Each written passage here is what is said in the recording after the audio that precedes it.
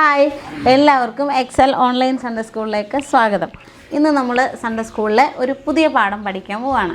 കഴിഞ്ഞ ആഴ്ചകളിൽ പഠിച്ചതുപോലെ യേശു കർത്താവിൻ്റെ അത്ഭുതങ്ങളും രോഗികളെ സൗഖ്യമാക്കുന്നതുമൊക്കെ പഠിച്ചു വരുന്നത് പോലെ തന്നെ ഇന്ന് നമ്മൾ യേശു കർത്താവ് ചെയ്ത ഒരു അത്ഭുതത്തെക്കുറിച്ചാണ് പഠിക്കുന്നത്. അപ്പോൾ നമുക്ക് പഠിക്കുന്നതിന് മുമ്പ് പ്രാർത്ഥിക്കാം. എല്ലാവരും കണ്ണടച്ചേ പ്രാർത്ഥിക്കാം. പരിശുദ്ധനായ ദൈവമേ, സ്വർഗീയ പിതാവേ, അനുഗ്രഹിക്കപ്പെട്ട നല്ല സമയത്തിനായി സ്തോത്രം ചെയ്യുന്നു.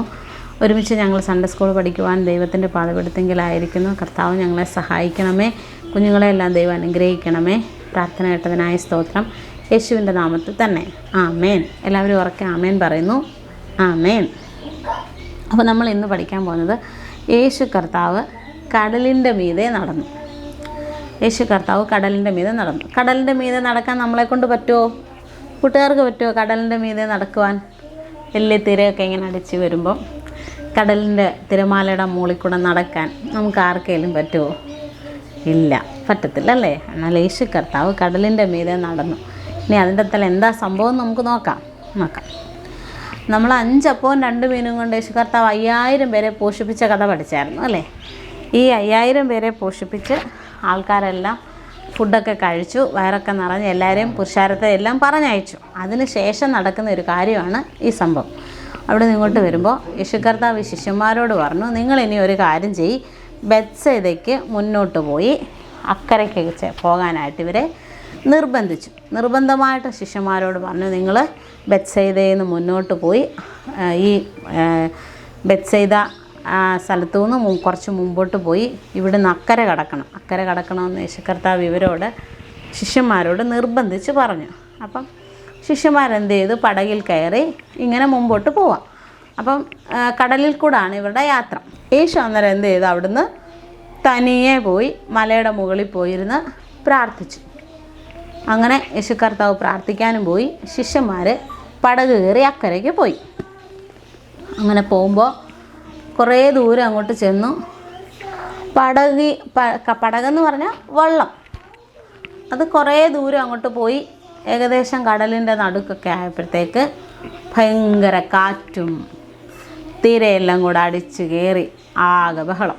അപ്പം പടക് ഇങ്ങനെ അങ്ങോട്ടും ഇങ്ങോട്ടും ആടി ഉലയുന്നു. ഇവർ പേടിച്ച് കിടന്ന് അലയ്ക്കുന്നു. ശിഷ്യന്മാർ ഭയങ്കര അലറല. അവർക്ക് ഭയങ്കര പേടിയായിപ്പോയി. പടകെങ്ങാനും മറിഞ്ഞ് എല്ലാവരും കൂടെ വെള്ളത്തിൽ പോകുമോ എന്നുള്ള പേടി, ഭയങ്കര പേടി. അപ്പോൾ ഇവരിങ്ങനെ പേടിച്ച് യേശുവിനെ വിളിച്ചാൽ ഇവർ കരയുന്നു.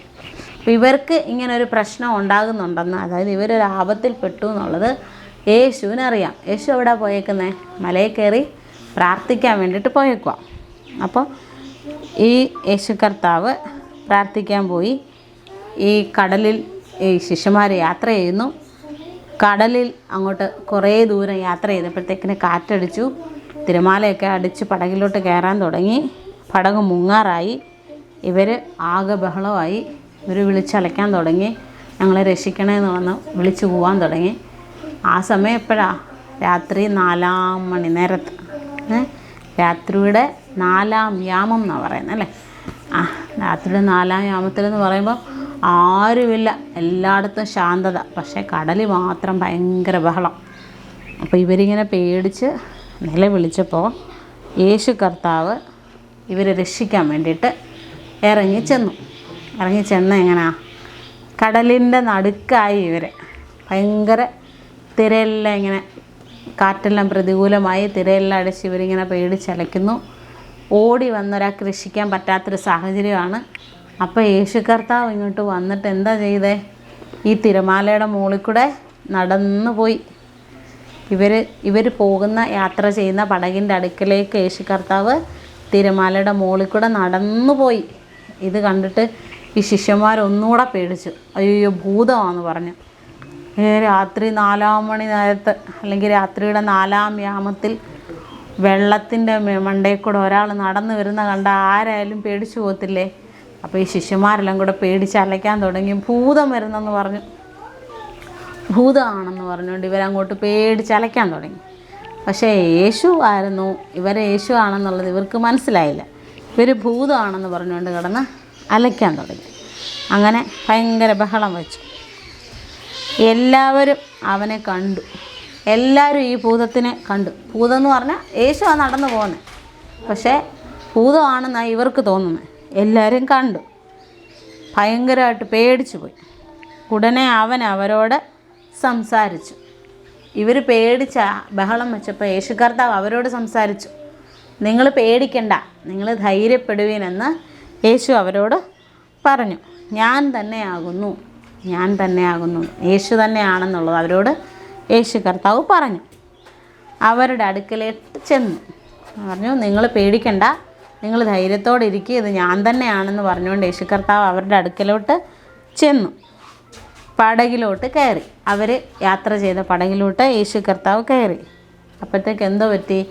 ഈ ഭയങ്കര കാറ്റും തിരയും ബഹളവും ഒക്കെ അങ്ങ് അമർന്നു എന്ന് പറഞ്ഞാൽ അതൊക്കെ അങ്ങ് ശാന്തമായി. അപ്പം ഇവർ പേടിക്കാതെ യേശു കർത്താവ് ഇവരുടെ അടുത്ത് ചെന്നപ്പോഴത്തേക്കിന് ഇവർക്കുണ്ടായ ആ വലിയ വിഷമം അല്ലെങ്കിൽ ആ വലിയൊരു പ്രതികൂലം, ഇവർ പേടിച്ച് മരിച്ചു പോകുമോ എന്നുള്ള ആ ഒരു സാഹചര്യത്തിലോട്ട് വെള്ളത്തിൽ വീണ് ഞങ്ങളെല്ലാവരും കൂടി ഇപ്പം തീർന്നു പോകുമെന്നുള്ള പേടിയിലാണ് ഇവർ കരയുന്നത്. പക്ഷേ യേശു അവരടുക്കിലോട്ട് ചെന്നിട്ട് പറഞ്ഞു, നിങ്ങൾ ധൈര്യപ്പെടുക, നിങ്ങൾ കരയണ്ട, ഇത് ഞാനാണെന്ന് പറഞ്ഞാൽ ഞാൻ യേശു ആണെന്നുള്ള ആ ഒരു കാര്യം അവരോട് പറഞ്ഞു. അവരുടെ കൂടെ ആ പടകിലേക്ക് കയറി. അപ്പോഴത്തേന് കാറ്റും കടലും ഒക്കെ ശാന്തമായി. അങ്ങനെ യേശു കർത്താവ് അവരുടെ കൂടെ പടകിനകത്ത് കയറി, കാറ്റും കടലും ഒക്കെ ശാന്തമായി. അങ്ങനെ അവരുടെ യാത്ര സന്തോഷത്തോടെ മുമ്പോട്ട് പോയി. അപ്പം ഇതിനകത്തുനിന്ന് നമുക്ക് എന്ത് മനസ്സിലാക്കാം? യേശു കർത്താവ് ഇല്ലാതെ ഒറ്റയ്ക്ക് നമ്മൾ യാത്ര ചെയ്യുമ്പോൾ, നമ്മുടെ ജീവിതത്തിൽ പ്രതികൂലങ്ങൾ വരുമ്പോൾ, വിഷമങ്ങൾ വരുമ്പോൾ നമ്മൾ പേടിച്ചു പോകും. നമ്മുടെ കൂടെ നമുക്കങ്ങനെ പേടി വരുന്നതിൻ്റെ കാര്യം എന്താണെന്ന് ചോദിച്ചാൽ, യേശു നമ്മുടെ കൂടെ ഇല്ലാത്തതുകൊണ്ടാണ്. നമ്മൾ ഒറ്റയ്ക്ക് യാത്ര ചെയ്യുമ്പോൾ നമ്മൾ ദൈവം വേണ്ട, യേശു കർത്താവ് വേണ്ട, ഞങ്ങൾ ഒറ്റയ്ക്ക് പൊക്കോളാം എന്ന് പറഞ്ഞ് നമ്മൾ ഒറ്റയ്ക്ക് പോകുമ്പോൾ, നമ്മുടെ ജീവിതത്തിൽ എന്തെങ്കിലും ഒരു പ്രശ്നം ഉണ്ടാകുമ്പോൾ, വിഷമങ്ങളുണ്ടാകുമ്പോൾ, അല്ലെങ്കിൽ പേടിപ്പെടുത്തുന്ന കാര്യങ്ങളുണ്ടാകുമ്പോൾ നമ്മൾ എന്ത് ചെയ്യും? പേടിച്ചു പോകും. അങ്ങനെ പേടിച്ചു പോകുന്നത് ദൈവം നമ്മുടെ കൂടെ ഇല്ലാത്തതുകൊണ്ടാണ്. എന്നാൽ നമ്മുടെ പേടിയുടെ നമ്മൾ ഭയപ്പെടുന്ന ആ സാഹചര്യത്തിൽ നമ്മുടെ അടുത്തേക്ക് യേശു കർത്താവ് വരുമ്പോൾ നമുക്ക് നമ്മുടെ പേടിയൊക്കെ മാറി ധൈര്യം വരും, നമുക്ക് സമാധാനം ഉണ്ടാകും. അങ്ങനെ നമുക്ക് യേശുവിൻ്റെ കൂടെ ചേർന്ന് സന്തോഷത്തോടെ യാത്ര പോകാം. അതാണ് നമ്മൾ ഇന്നത്തെ പാഠത്തിൽ പഠിച്ചത്. നമ്മൾ പഠിച്ച ഭാഗം മർക്കോസിൻ്റെ സുവിശേഷം 6-ാമത്തെ അധ്യായം, അതിൻ്റെ 45 മുതൽ 52 വരെയുള്ള ഭാഗങ്ങളാണ് നമ്മളിന്ന് പഠിച്ചത്.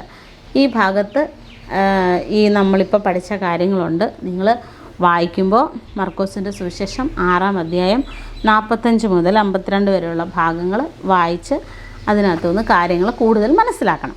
അപ്പോൾ നമുക്കതിനകത്തുനിന്ന് ഇതുവരെ പഠിച്ച കാര്യങ്ങൾ എല്ലാവർക്കും മനസ്സിലായെന്ന് വിചാരിക്കുന്നു. ഇതിനകത്ത് നമുക്ക് പഠിക്കാൻ പറ്റിയൊരു വാക്യമുണ്ട്. കൊച്ചൊരു വാക്യം പറഞ്ഞുതരാം, ചെറിയൊരു വാക്യം.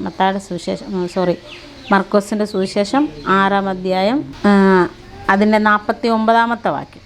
49-ാമത്തെ വാക്യത്തിൻ്റെ ഒരു ചെറിയ ഭാഗം നമുക്ക് പഠിക്കാം. അവൻ കടലിന്മേൽ നടക്കുന്നത് കണ്ടിട്ട് ഭൂതം എന്ന് അവർ നിരൂപിച്ചു. യേശു കടലിൻ്റെ മീതെ നടക്കുന്നത് കണ്ടിട്ട് അവർ ഭൂതമാണെന്ന് നിരൂപിച്ചു. അതാണ് നമ്മുടെ വാക്യം. മത്തായി 6-ന്റെ 49-ാമത്തെ വാക്യത്തിൽ പറയുന്നു, അവൻ കടലിൻ്റെ മീതെ നടക്കുന്നത് കണ്ടിട്ട് ഭൂതം എന്ന് അവർ നിരൂപിച്ചു. അപ്പോൾ ഇന്നത്തെ പാഠം എല്ലാവർക്കും മനസ്സിലായെന്ന് വിചാരിക്കുന്നു. നമുക്ക് പ്രാർത്ഥിക്കാം.